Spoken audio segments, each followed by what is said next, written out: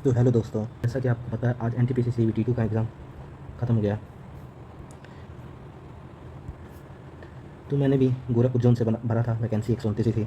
मैंने गड़बड़ कर दी भरने में। वैसे प्री निकल गया था मेरा। कट ऑफ 82 के अराउंड गई थी। मतलब बाकी पोस्ट की 70 74 ऐसे करके गई थी। 82 मतलब मैक्सिमम कट ऑफ गई थी गोरखपुर जोन की। मैंने गोरखपुर जोन से भरा था क्योंकि आपको पता होगा शायद मैं देवरिया से हूँ। मैंने सोचा होम पोस्टिंग ही सही रहेगी रेलवे में। पहले तो मैं आपको ये बता दूँ कि एनटीपीसी और एसएससी की तैयारी दोनों एक साथ कैसे कर सकते हैं। तो मैं अगर आपको एक सजेशन दूँ, अगर आप रेलवे और एसएससी को एक साथ कवर करोगे तो ज़्यादा सही रहेगा। इसके लिए कुछ अलग से कुछ डिस्कस कर कुछ करना नहीं होता है। रेलवे और एसएससी सेम सिलेबस फॉलो करते हैं। इसमें बस मैथ्स, रीजनिंग और जीके का रूल ज़्यादा होता है। एसएससी में आपको पता ही होगा मैथ्स, जीके, रीजनिंग और इंग्लिश तीनों का इक्वल इंपॉर्टेंट है। मतलब सिलेक्शन में तो इंग्लिश का ज़्यादा इंपॉर्टेंट होता है। 45 क्वेश्चन आता है मेंस में, आपको पता ही है। मेरी क्या स्ट्रैटेजी थी एनटीपीसी के लिए, मैंने कोई अलग से तैयारी नहीं की थी रेलवे की। मैंने प्री में भी मुश्किल से 2 से 3 मॉक लगा के गया था एनटीपीसी का। और मेंस का जो डेट आया रिजल्ट वाले दिन 13 अक्टूबर को होने वाला था। तो 15 से 20 मॉक लगाए होंगे। डेली एक लगाता था, एक से अधिक मैंने किसी दिन भी नहीं लगाया। तो यही मैंने फॉलो करा क्योंकि सिलेबस सेम है। तो आप समझ सकते हो कि अलग से कुछ करने की ज़रूरत नहीं है। तो आज मैं एनटीपीसी सीबीटी 2 जो कि मेरा शिफ्ट फर्स्ट था, तो उसका रिव्यू देने वाला हूँ। कैसे क्वेश्चन आए थे मेरे शिफ्ट में। तो जीके तो भाई करंट अफेयर 5 से 7 सवाल थे। हैवी नहीं बोलेंगे, लेकिन 6-7 मंथ के ही थे। रीजनिंग तो इजी टू मॉडरेट ही थी। जैसे मान लो आपने सीबीटी 1 के रीजनिंग लगा के गए होंगे, तो सेम वैसी रीजनिंग थी। पजल थोड़ी ट्रिकी थी, सीटिंग अरेंजमेंट भी थी। एनोलॉजी वाले क्वेश्चन तो ईजी आए थे, बहुत ईजी आए थे। नंबर एनोलॉजी तो बहुत ईजी आए थे। बस देख के समझ आ रहा था कि क्या पैटर्न फॉलो हो रहा है। मैथ्स कैलकुलेटिव थी, स्पीड इंपॉर्टेंट थी। मतलब मॉडरेट मैथ्स कह सकते हैं, मॉडरेट आया था मैथ। तो ओवरऑल मॉडरेट लेवल था, लेकिन अटेम्प्ट पेपर का लेवल तो मॉडरेट था। सेफ अटेम्प्ट की बात करें तो 90 से 95 के बीच है। सेफ इसके बीच ही कट ऑफ जाएगी। 90 तो मिनिमम है। जनरल कैटेगरी के हो आप अगर, तो 90 से कम तो सोचना ही नहीं है। और पेपर का level moderate, easy to moderate था। तो कट ऑफ 95 चली जाए तो इसमें कोई हैरानी की बात नहीं है। तो आज हमारा पेपर खत्म हुआ एनटीपीसी सीबीटी 2 का। अब मैं आपसे को ये बताना चाहूँगा कि एसएससी सीजीएल मेंस भी आने के 1-2-3 महीनों में, मान के चलो 3 महीनों में सीजीएल मेंस भी होने वाला है। तो उसकी स्ट्रैटेजी क्या होनी चाहिए हमें, मेंस के लिए कैसे पढ़ना है, वो मैं अपनी स्ट्रैटेजी आपसे शेयर करूँगा। आपको अच्छा लगे तो आप उसे फॉलो करना। तो मेंस के लिए स्ट्रैटेजी क्या होगी, चलो उस पर डिस्कस करते हैं। उससे पहले तो मैं अब बात करते हैं सीजीएल मेंस जो आगे के 3 महीने हैं, हमें कैसे टैकल करना है उसको स्मार्ट स्टडी से। तो सबसे पहले मैं बात करूँगा मैथ्स के बारे में।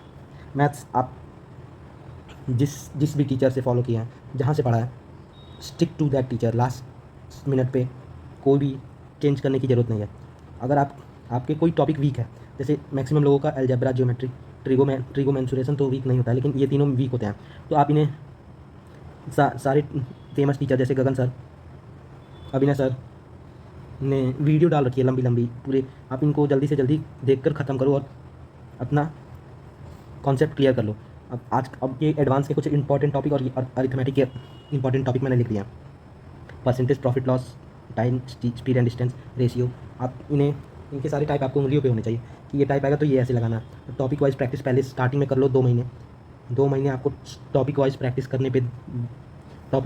करना ही है। बाकी के 1 महीने मिक्स प्रैक्टिस करो। मतलब मैं तो यही फॉलो करने वाला हूँ। आप चाहो तो किसी का कोर्स ले सकते हो। गगन सर का भी चल रहा है 599 में। और अभिनय सर, आप चाहो तो मैथ्स के लिए अभिनय सर का मेंस का बैच ले सकते हो। अगर आप ये कोड लगाओगे तो आपको 100 रुपीज़ ऑफ हो जाएगा। 450 के अराउंड कोर्स पड़ेगा। उसमें खास बात यह है कि सर ने 140 घंटे में तो वो अपना बैच पढ़ाएंगे, वो सही है। लेकिन जो पीडीएफ दे रखी है, उस पीडीएफ को आप सॉल्व करोगे। जो क्वेश्चन नहीं हो रहा है तो उसके नीचे एक लिंक दिया जाएगा, तो उस लिंक को टच करोगे तो वो सॉल्यूशन सर खुद सॉल्व करेंगे। तो इससे हमारा क्या होगा कि हमारा टाइम बचेगा। और हमें मेंस की स्ट्रैटेजी स्मार्ट तरीके से ही प्रिपेयर करना है। बाकी उसे अलग कैसे करना है ये आपको मैंने बता दिया है। आप अपना टाइम कैसे बचा सकते हो, वो मुझे लगता है अभिनय सर के बैच से बच सकता है। इंग्लिश के लिए तो मैं अमन वशिष्ठ सर का बैच लेने वाला हूँ, क्योंकि मेरी इंग्लिश थोड़ी एवरेज ही है। तो मैं सोच रहा हूँ कि मेंस के लिए रिस्क ना लेना ही ज़्यादा सही है। इन्वेस्टमेंट करना पड़ेगा दोस्तों। अगर आप चाहते हो आप 1-2 साल मेंस ही ना देते रहो तो इन्वेस्टमेंट करो और कोई बैच एक ले लो। बाकी आपका ये वो कैप तो भाई 100 से 150 रोज़ याद करने पड़ेंगे आपको। 150 नहीं, लेकिन 100 तो डेली रिवाइज़ करो आप। टाइम मैनेजमेंट, डेली मॉक देना है। मॉक डेली दो। और वीक में मतलब सैटरडे संडे में 2-2 मॉक दो। मीन्स आरबी का मॉक आता है लाइव, ऑलिव बोर्ड का आता है, टेक्स्ट बुक का आता है लाइव। ये लाइव मॉक तो ज़रूर देना, उसमें आपकी बोले तो आपकी औकात पता चलेगी कि आप कितने पानी में हो, आपको कितना और प्रिपरेशन करने की ज़रूरत है। अगर आपका 70 परसेंटाइल से कम आ रहा है तो आपको भाई ध्यान देने की ज़रूरत है, क्योंकि बाकी मान लो 10% लोग उसमें फेक होते हैं जो अपने दोबारा अटेम्प्ट करके देते हैं, बाकी तो सब जेन्युइन होता है। तो आपको 70 परसेंटाइल से अबव हिट करना ही होगा स्टार्टिंग में। अगर 90 परसेंटाइल चला जा रहा है तो आप सही रास्ते पे हो। तो कंक्लूज़न यही है इस वीडियो का, मुझे आज NTPC CBT 2 का पेपर का रिव्यू देना था। एग्ज़ाम बहुत ईजी आया था, ईजी मतलब मॉडरेट तो ईजी था। मैथ्स में मैंने 2 सवाल छोड़े हैं, रीजनिंग में 1 सवाल। मेरा टोटल अटैम्प्ट था 98 क्वेश्चन, मैं झूठ क्यों बोलूँ आपसे। तो 98 क्वेश्चन मैंने अटैम्प्ट किया।